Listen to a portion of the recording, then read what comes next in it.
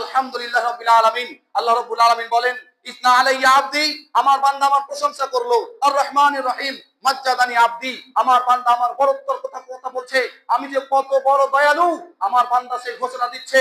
আর মালিক ইয়াউমিদ্দিন, আল্লাহ রাব্বুল আলামিন তারপরে বলছে, আমার বান্দা আমার ক্ষমতার বর্ণনা দিচ্ছে, আমার বান্দা ক্ষমতার বর্ণনা দিচ্ছে। আর তিনি যখন ক্ষমতার বর্ণনা দেওয়া হলো, আল্লাহ তাআলা বলছেন, যখন বান্দা বলে ইয়্যাকা না'বুদু ওয়া ইয়্যাকা নাস্তাঈন, আল্লাহ তাআলা বলে, বান্দা তোর আর আমার মধ্যে ভাগ ভাগ, ইবাদত করবি তুই আর সাহায্য করব আমি।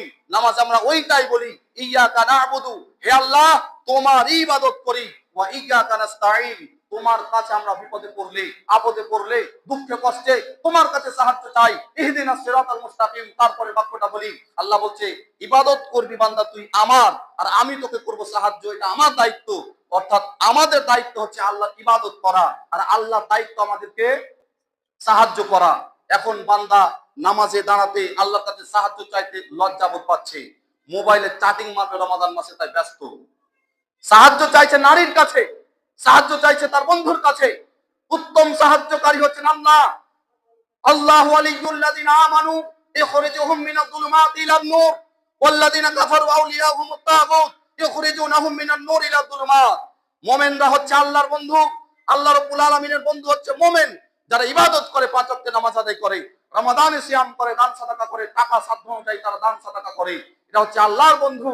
আর যারা আল্লাযিনা কাফারু আউলিয়াহুমুত তাগুত, যারা কোরআনকে অস্বীকার করে, কোরআন শোনা থেকে যারা বিরত থাকে, বক্তব্য শুনতে যাদের বিরক্ত বোধ হয়, যারা নামাজে দাঁড়াতে বিরক্ত বোধ করে, যারা নামাজকে প্রত্যাখ্যান করে, সিয়ামকে যারা প্রত্যাখ্যান করে, আল্লাহর কিতাবের কথা যারা বলে, আল্লাহকে যারা মিথ্যা মনে করে, মিথ্যুক বলে আখ্যায়িত যারা করে, আল্লাহ তাআলা বলছেন এরা হলো শয়তানের দাস, এরা শয়তানের বন্ধু।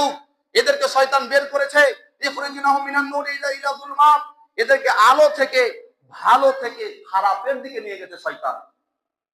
মসজিদে আসলে মানুষ গীবত করে, করে না। মসজিদে আসলে মানুষ বিড়ি খায়, খায় না। মসজিদে আসলে মানুষ এক অপরের সমালোচনা করে, করে না। কোনো পাপ হয় না, মারামারি হয় না, কাটাকাটি হয় না, খুনোখুনি হয় না, গীবত পর্যালোচনা পরনিন্দা হয় না। সে জায়গাটার নাম কি? মসজিদ।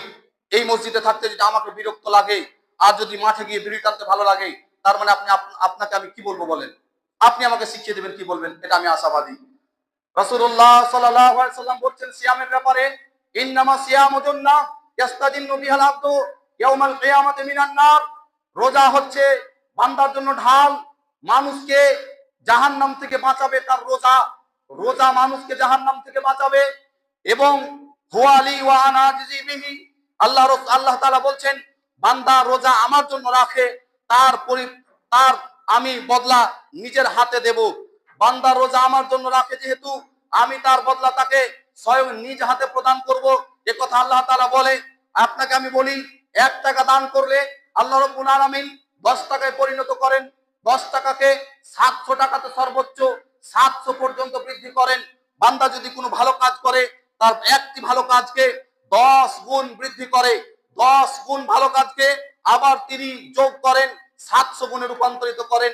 এটা হলো যে কোনো ভালো কাজ, যে কোনো ভালো কাজ।